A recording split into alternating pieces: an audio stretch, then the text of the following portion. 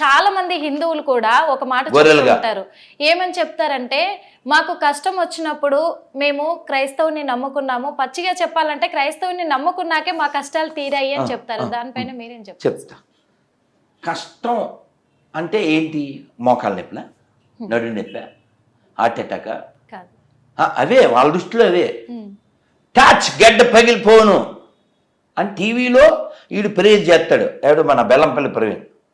టీవీలో అసలు హయ్యెస్ట్ ఎవడంటే ఓ పొట్టోడు ఉంటాడు ఇక్కడ, వాడి పేరు శ్యామ్ కిషోర్. ఈ పొట్టోడైతే ఏంటి ఆవిడ పేరు ఏమిటి? అన్నమ్మ. 40 ఏళ్ళ నుంచి ఆవిడ చెవులు వినపట్టలేదు. ఆ వెనకాల బ్లాక్ చున్నీ అమ్మాయి వారి చెవుల మీద చేతులు పెట్టు.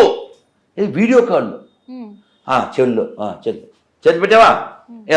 In the name of pieces అచారబ శరబ అని చెప్పేస్తాడు. ఇప్పుడు చేతులు తీసేయి. వినపడుతుందా? వినపడుతుంది. వినపడుతుందా? యా చూడొచ్చు వీడియో. వాడు ఇళ్ళ తిరిగేస్తాడంటే ఆవిడకి వినపడిపోయిందంట. ఈడు వీడియో కాల్ చేస్తే ఈడేదో ఆ తుప్పాసి ప్రార్థన చేస్తే ఆవిడికి 40 ఏళ్ళ నుంచి ఉన్న తుప్పంతా వదిలిపోయిందంట. మరి ఈఎన్టీ హాస్పిటల్ ఎందుకు? నేను అందుకే గత గవర్నమెంట్కి చెప్పాను, ఏపీలో 10,000 జీతం 5,000 జీతం ఇస్తున్నారు గొర్రెలకి, 50,000 ఇవ్వండి. ఎంత? 50,000 ఇవ్వండి. ఇంకా అసలు ఎంబీబీఎస్ చదివితే కోర్స్ కారబెట్టేళ్ళే. ఎందుకే ఎంబీబీఎస్ ఎందుకు? ఇంకా గడిదలు చేయడానికి కోట్లు పోసి ప్రతి హాస్పిటల్కు పాస్టర్ నెట్టేద్దాం. టాచ్ గడ్డ పగిలిపోతుంటుంది. ఎంత దారుణం అంటే ఒక అతనమ్మా, ఇదిగో ఇంత పొడుగున్నాడు. ఏమైంది మీకు? మాది తూర్పుగోదావరి సార్. నేను 2 అంతస్తులు మేర నుంచి కింద పడిపోయాను sir.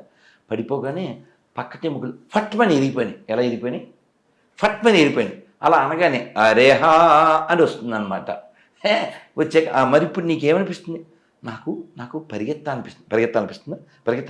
పరిగెట్టు in the name of pieces అని ఆడిని పరిగెత్తిచ్చేస్తాడు. 2 అంతస్తులు మేర నుంచి పడిపోయాడు. ఆడికి నరువు పట్టమని ఎముకలే. అంటే ఇది అబద్ధం అంటారా? మరి రాసి నిజమని నిరూపించండి. బాటిల్లో వాటర్ ఆడి మీద కొడతా, లేదా బాటిల్లో కొడతా. ఎంత ఈ ఆర్థోపెడిక్ హాస్పిటల్ ఎందుకు? ఏంటి హాస్పిటల్ లేదు? ఇంకో జోక్ చెప్తాను మీకు, పెద్ద జోకు. క్రైస్తవం అంటే బోకు, అందులో ఉండేది తుప్పట్టిన మేకు, అది తినేది పాసిపోయిన కేకు. అందుకే వాళ్ళకి చెప్తాను నేను, మా దగ్గర రాకు. ఇప్పుడు వాడితో పరిగెత్తానుందా అంటాడు వీడు, ఈ ప్రవీణ్ గారు.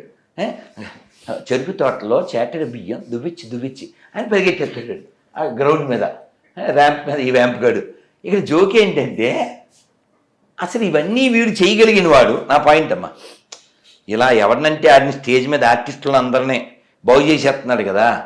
పాప ఈ పాపుల్లో పెద్ద పాప ఎవరు? ఇప్పుడు మనం ప్రధాన అర్చకుడు అంటామా, పెద్ద గుళ్ళో పూజారి. అలాగే పాపులకే పాప ఎవరు? పోపు అని తెలదా? పోపు అమ్మా, జార్జ్ బెండిక్ పోప్ అంటారు కదమ్మా. అంటే ఈ పాపులందరికీ పైన ఉంటాడు ఆయన. ఎక్కడో దాన్ని ఏమంటారు, దాని పేరేంటిది, బెత్లహమా, వీళ్ళ హెడ్ క్వార్టర్ ఉంది కదా, అక్కడ ఉంటాడు. పాప ఆయన ఇప్పుడు వీల్ చైర్లో ఉన్నాడమ్మా. ఈ ప్రవీణ్ గారు అక్కడ ప్రేయర్ చేయొచ్చు కదా. ఈ కలవరాయిలు కొంచెం పంపించవచ్చు కదా సతీష్. ఆ పెద్ద ఆయన్ని చెరుకు తోటలో చాటర్ బియ్యం ఆడించవచ్చు కదా. ఇక్కడ ఈ డ్రామాలు చేసినప్పుడు నేను హాస్పిటల్కి ఆయన డబ్బులు ఎందుకు తాగలేదు, అది నా పాయింట్. మనకు పాస్టర్లు ఉన్నారు కదా ఆనందంగా. ఈడేమో కలజోడు లేకపోతే బొగడ బైబిల్ చదవలేడా ఏమన్నాను? ఓసారి వన్స్ మోర్ చెప్పండి. కలజోడు లేకపోతే బొగడ బైబిల్ చదవలేడు. ఈడేమో కిడ్నీలు బాగు చేసేస్తాడు, మోకాళ్ళు బాగు చేసేస్తాడు. మరి వీళ్ళు పచ్చి అబద్ధం చెప్పి ఈ భారతదేశాన్ని నాశనం చేస్తున్నారు, ఈ ప్రపంచాన్ని నాశనం చేస్తున్నారు. దేవుడు లేడు అని చెప్పు, నువ్వు సస్తావు. అందుకని మా దేవుడిని నమ్ముకుంటే లేచెను నడిచెను. ఏందిరే అతవజోకు? అంత పవర్ ఉంటే 2 సొక్కలు వేసుకో. కలవరాయిలు ఈ ఇల్లు ఎవరిని మింగడానికేమ్మా? జనాల్ని ఈ వాతావరణం నాశనం చేయడానికి కాకపోతేను.